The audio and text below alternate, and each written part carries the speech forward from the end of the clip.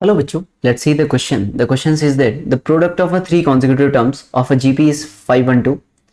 If 4 is added to each of the first and the second of these terms, the three terms now form an AP. Then the sum of the original three terms of the given GP is okay. तो बच्चों अपने पास तीन term है GP में. Let the three terms are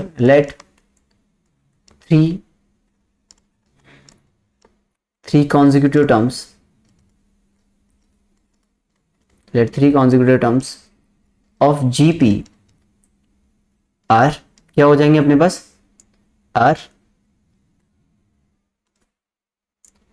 A upon R A and AR. Clear. ये हमने तीन terms मान लिए GP की.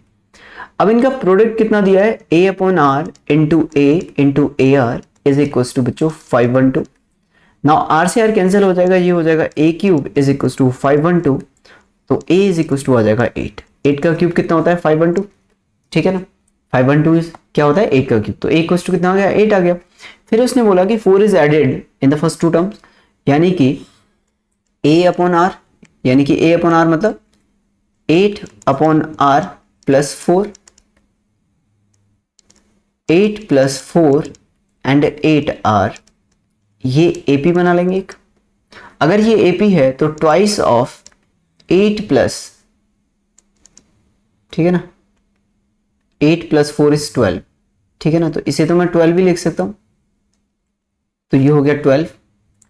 तो 12 इज इक्वल टू कितना हो जाएगा बच्चों 8 upon R plus 4 plus 8R.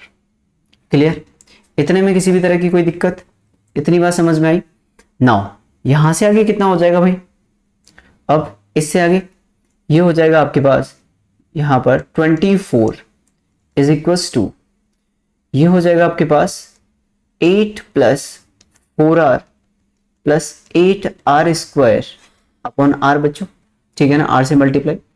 ये हो जाएगा अपने पास 8R स्क्वायर प्लस 4R प्लस 8 इज इक्वल्स टू 24R बच्चों. 24 को इधर लेके आओ. ये हो जाएगा 8R स्क्वायर माइनस का 20R plus 8 is equals to 0.